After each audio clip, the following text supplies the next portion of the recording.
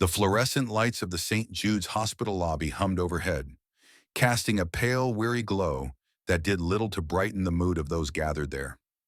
Eleanor sat behind the polished counter of the information desk, a small island of calm amidst the sea of hurried steps and hushed anxieties. Her smile, though practiced, held a genuine warmth, a reflection of her deep well of empathy cultivated over a lifetime of weathering storms. Eleanor wasn't just an employee. She was a lifeline for those navigating the labyrinthine corridors of the hospital. Patients looked to her for directions, worried families for reassurance, and staff for a friendly face in a demanding environment. But the job didn't pay much, barely enough to keep the small, drafty house she shared with her elderly mother, Martha, and her granddaughter, Lily, afloat. Rent was always due too soon, groceries seemed to vanish the moment they were bought, and the rising cost of Martha's medication was a constant knotty worry in the pit of Eleanor's stomach. Yet she faced each day with quiet determination, her inner strength a steady flame against the winds of hardship. One blustery Tuesday morning, the lobby was particularly chaotic. A flu outbreak had filled the waiting areas, and the air buzzed with coughs and nervous murmurs.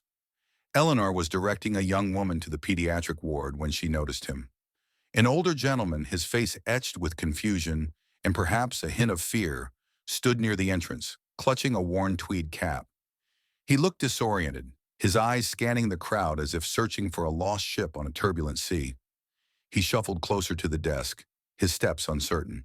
His clothes were clean but dated, smelling faintly of mothballs and damp air. "Excuse me," he mumbled, his voice thin and shaky. I seem to be a bit turned around. I was trying to get, well, I'm not sure exactly where I was going." Eleanor's heart softened. She saw not just a confused patient, but someone vulnerable and in need. She leaned forward, her smile gentle. "Hello, sir. Take a deep breath. What's your name?" "Arthur," he replied, his brow furrowed in concentration. "Arthur Sterling." "It's lovely to meet you, Mr. Sterling. How can I help you today?" Mr. Sterling seemed to struggle to articulate his thoughts. He fumbled through his pockets, his hands trembling slightly. I I came here for something important, I think, but I can't seem to remember. And my bus pass, I seem to have misplaced it." He looked down at his empty hands, his eyes welling up with frustration. "And I don't have any cash with me." Eleanor knew the hospital policy strictly limited the time spent with individual visitors during busy periods. There were rules about not handling patient or visitor finances. Her supervisor, a stern woman named Ms. Albright, was a stickler for those rules. Just yesterday, Ms. Albright had given Eleanor a sharp look for helping a visitor find a dropped earring under a chair, deeming it outside the scope of duties. But looking at Mr. Sterling's distressed face, Eleanor couldn't just direct him vaguely or tell him to figure it out. He looked lost and alone. "Don't you worry, Mr. Sterling," she said softly, her voice a soothing balm. "Let's think. Were you here for an appointment? To visit someone?" He shook his head slowly. "I don't think so. Just needed to get here. Needed to see someone." His gaze drifted, unfocused. It became clear to Eleanor that Mr. Sterling might be experiencing some cognitive difficulties. Leaving him to navigate the busy hospital and the journey home alone seemed unthinkable. He mentioned needing a bus pass. The nearest bus stop was a few blocks away, but getting there required navigating the hospital's entrance and the city sidewalks, which could be daunting for someone confused. Eleanor quickly scanned her surroundings. Miss Albright was currently in a brief meeting in her office down the hall. A younger colleague, Brenda, was engrossed in her computer, oblivious to the exchange. Now was her chance. "Mr. Sterling," Eleanor said quietly, reaching into her simple canvas bag under the counter. "Let's make sure you can get home safely. The bus is the easiest way. Do you remember your address?" He hesitated, then recited an address slowly, piecemeal, but it seemed coherent. Eleanor nodded, pulling out her modest wallet. She rarely carried much cash, but today, thankfully, she had a few dollars. Enough for a couple of bus fares, maybe a little extra for a coffee or snack on his journey. This was money she had set aside for Lily's art supplies, a small treat the girl rarely got. But seeing Mr. Sterling's plight, the decision was instantaneous. She discreetly pressed the bills into his hand. This should be enough for your bus fare, Mr. Sterling, and maybe a little something warm to drink on the way. Do you remember which bus route you usually take? Mr. Sterling looked at the money in his hand, then back at Eleanor, his eyes glistening with unshed tears. A wave of profound gratitude washed over his face, momentarily clearing the fog of confusion. Oh, bless you, dear lady. Bless you. I don't know what I would have done. I usually take the number 14. The number 14, Eleanor repeated, making a mental note. Okay, Mr. Sterling. The stop for the 14 is right outside the main entrance, across the street. It stops right there. She pointed toward the large glass doors. Can you find your way there? He nodded, clutching the money like a precious treasure. Yes, yes, I think so. Thank you. Thank you so very much. You're very welcome, Mr. Sterling. Please be careful. He shuffled away, his steps a little more purposeful now, heading towards the entrance. Eleanor watched him go, a quiet satisfaction settling in her chest, quickly followed by a flicker of unease. She hadn't just given him money, she'd spent nearly 10 minutes focused solely on him, well over the allotted time per visitor during peak hours, and she'd broken the no-handling money rule. Oh, just as she turned back to the queue of people waiting, she saw Brenda looking at her, a curious, slightly disapproving expression on her face. Brenda didn't say anything then, but the look lingered in Eleanor's mind. Later that morning, Eleanor noticed Brenda having a quiet, intense conversation with Miss Albright in the hallway, glancing occasionally in Eleanor's direction. A cold dread began to creep in. The rest of the day was a blur of directing, answering questions, and trying to appear efficient and focused, all while the knot of worry tightened in Eleanor's stomach. She thought of Mr. Sterling, hoping he got home safely. She thought of the missing money for Lily's art supplies, but mostly she worried about Miss Albright and the conversation she'd witnessed. Just before her shift ended, Miss Albright called Eleanor into her small, sterile office. The air felt tight and formal. Miss Albright sat behind her desk, hands clasped, her expression severe. Eleanor, she began without preamble, I've received a report about your interaction with a visitor this morning, an elderly gentleman. Eleanor's shoulders slumped slightly. She knew. Yes, Miss Albright. Mr. Sterling. He was quite lost and distressed. The report states you spent an excessive amount of time with him, Ms. Albright continued, her voice devoid of warmth, and that you provided him with cash from your personal funds. Is this true? Eleanor took a deep breath. There was no point in lying.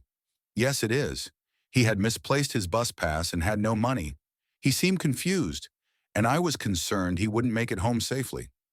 Eleanor, you know the rules, Miss Albright said, her voice rising slightly in exasperation. Our job is to provide information and direction, not to become personally involved, not to spend 10 minutes with one person during a rush, and certainly not to be handing out money. It sets a precedent. It's a liability. But he was in need, Eleanor pleaded softly. He was elderly and confused. What was I supposed to do? Just turn him away? You were supposed to follow procedure, Miss Albright stated flatly. Direct him to security or perhaps social services if you felt there was a significant issue. You are not authorized to make these kinds of decisions or offer financial aid. It is unprofessional and goes against established policy. Eleanor felt a familiar weariness settle over her. Policy, rules. Sometimes it felt like those things mattered more than actual people.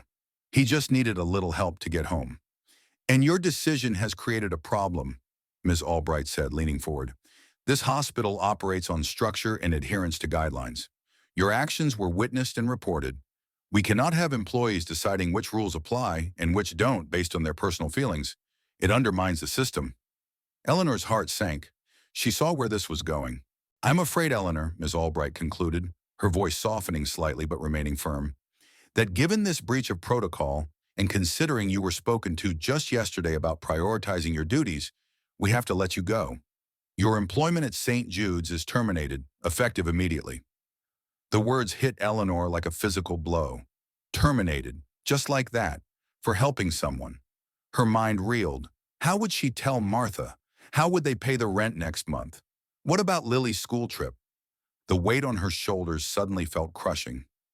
I understand, Eleanor managed to say, her voice trembling despite her efforts to keep it steady. but I don't regret helping him.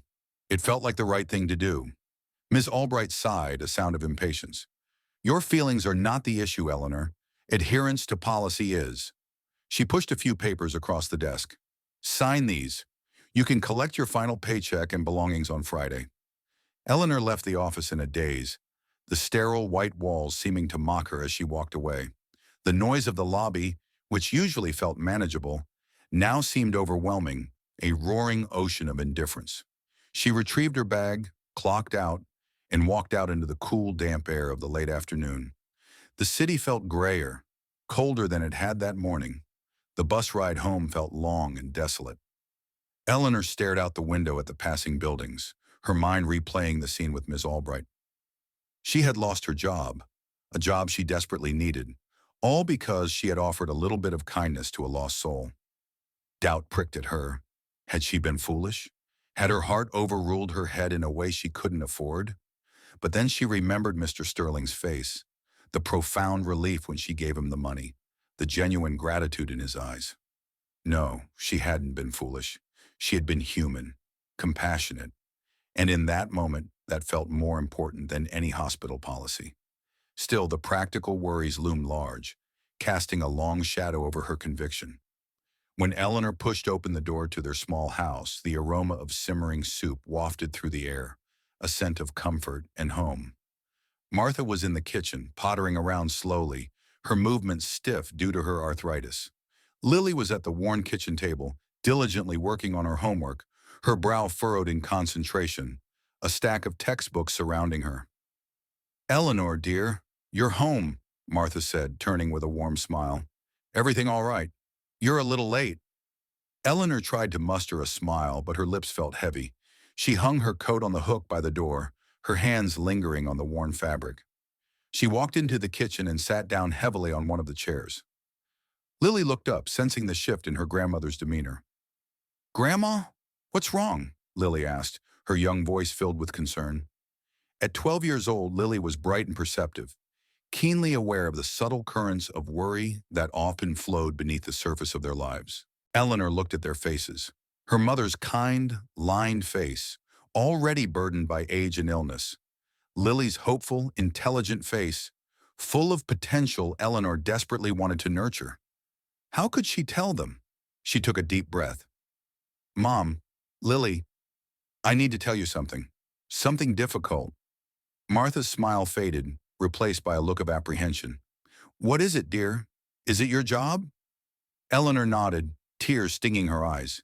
Yes, I lost my job today. A stunned silence fell over the kitchen, broken only by the gentle bubbling of the soup on the stove. Lily's eyes widened, her homework forgotten. Martha's hand went to her chest. Oh, Eleanor. No, Martha whispered, her voice trembling. What happened? Was it because you helped that gentleman? Martha knew about Eleanor's empathy. She often shared stories of the people she encountered at the hospital, their struggles and small triumphs. Eleanor recounted the morning's events, meeting Mr. Sterling, giving him the money, the look from Brenda, the summons to Ms. Albright's office, the cold final words of termination. As she spoke, her voice cracked with emotion, a mix of sadness, frustration, and fear. When she finished, Lily stood up and came over, wrapping her arms around Eleanor's neck. Grandma, you did the right thing, she said fiercely, her young voice filled with conviction. That man needed help, and you helped him. That's what matters most. Martha reached across the table and took Eleanor's hand, squeezing it tightly. Lily's right, dear. You acted from your heart. I know it's scary right now, the worries. They feel huge. But your goodness, Eleanor, that's worth more than any job. We'll figure something out. We always do. Together. Their words were a balm to Eleanor's wounded spirit. The fear was still there, a cold stone in her gut. But it was joined by a flicker of warmth, fueled by her family's unconditional love and belief in her. They talked for a long time that evening, sharing their fears, but also their shared resolve. They would cut back where they could, explore every avenue, support each other. The financial future was uncertain, but their bond was not. Later that evening, after Lily had gone to bed and Martha was settled in her armchair with her knitting, the old telephone in the hallway rang, its loud jangle startling the quiet house. Eleanor hesitated. Who would be calling them so late? They didn't have many friends with phones, and debt collectors usually called during the day. With a sigh, she rose and went to answer it. "Hello," she said, her voice tinged with weariness. A warm, kind voice responded. "Hello. Is this Eleanor Vance?"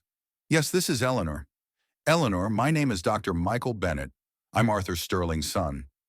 Eleanor's breath hitched. "Mr. Sterling, his son." "Oh, Dr. Bennett, it's good to hear from you. How is your father?" "He's home now. Thank you to you," Dr. Bennett said, and his voice held a profound sincerity that reached across the telephone line. "He had a very disorienting day. He was supposed to be meeting me here at the hospital for an appointment later, but he left the house much earlier, got confused, and ended up wandering. He often struggles with his memory now.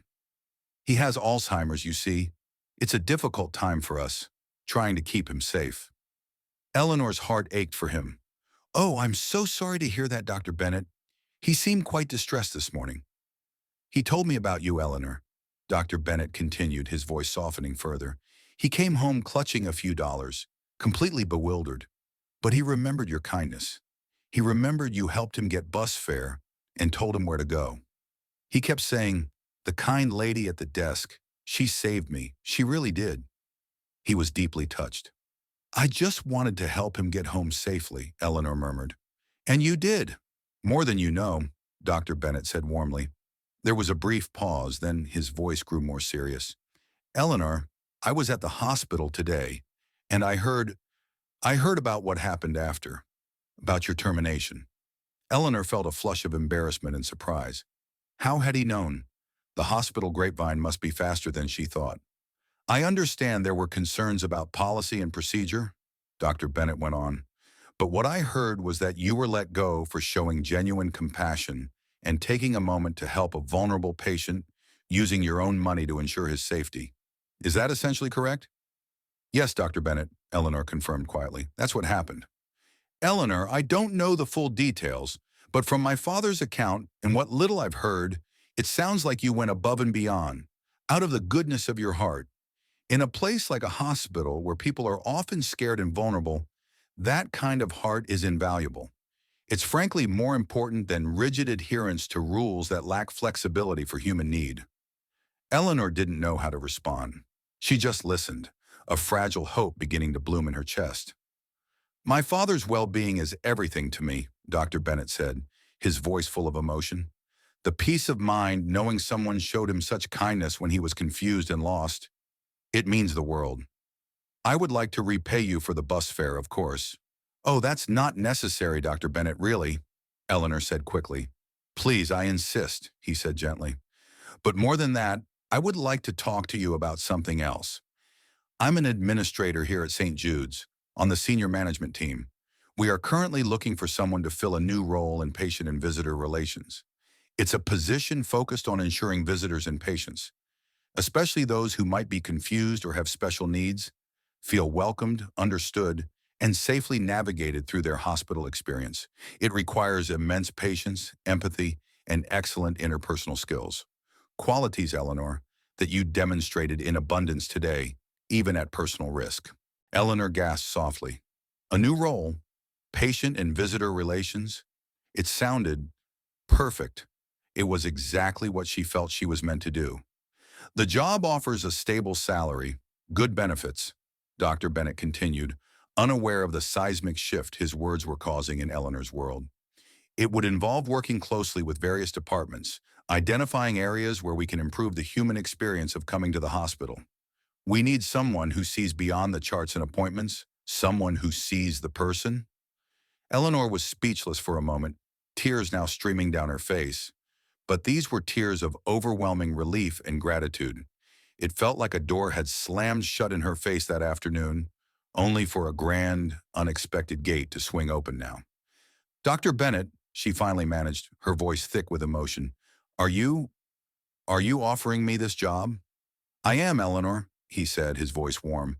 "Based on my father's experience and what I've learned about you today, I believe you have exactly the qualities we need to make a real difference in that role. We can provide all the necessary training. Would you be willing to consider it? Consider it, Eleanor cried, a joyful sob escaping her. Oh, Dr. Bennett, yes, yes, I would be honored. It sounds, it sounds wonderful. Excellent, he said, sounding genuinely pleased. Why don't you come in tomorrow morning? Not to the information desk, but to my office on the fifth floor. We can talk details. 9 o'clock? Yes, Dr. Bennett, 9 o'clock. Eleanor agreed, her voice trembling with joy. Thank you. Thank you so much. For everything. The thanks are entirely mine, Eleanor, he replied kindly. You showed kindness to my father when he needed it most. It seems that kindness has a way of circling back. After hanging up the phone, Eleanor stood rooted in the hallway for a long moment, the silence of the house amplifying the joyous pounding of her heart. She had lost her job, yes, but in doing the right thing, she had opened the door to an opportunity that was not only stable and secure, but aligned perfectly with her compassionate nature. It felt like a miracle. She went back into the kitchen, her face radiant, tears still on her cheeks but her eyes shining. Martha and Lily looked up, startled by her expression. Eleanor, what is it? What happened? Martha asked, her voice filled with apprehension. Mom, Lily, Eleanor said, her voice filled with joyous wonder. That was Dr. Bennett, Mr. Sterling's son. He offered me a job, a wonderful job working with patients and visitors. At the hospital, it's a new position, and he thinks I'd be perfect for it because I helped his father. Martha's jaw dropped. Lily let out a little squeal of delight and ran to hug Eleanor again, even tighter this time. Martha's face crumpled with relief and overwhelming emotion. Oh, Eleanor, she whispered, tears welling in her own eyes. I told you your kindness would come back to you. Oh, my dear girl. They huddled together in the kitchen, 3 generations of women who had faced hardships with resilience and love, now sharing a moment of unexpected grace. The worries hadn't vanished entirely, but they felt lighter now, manageable. The future, which had looked so bleak just hours before, now held a glimmer of bright promise. Eleanor knew that life would still have its challenges, but standing there surrounded by the love of her family, she felt a profound sense of peace. She had chosen compassion over policy, humanity over rules, and it had led her down an unexpected path, one that felt like coming home. It was a powerful reminder that even the smallest acts of kindness, done with a pure heart, can set in motion a chain of events more beautiful and rewarding than we could ever imagine. And that, she knew, was a truth worth holding on to, always.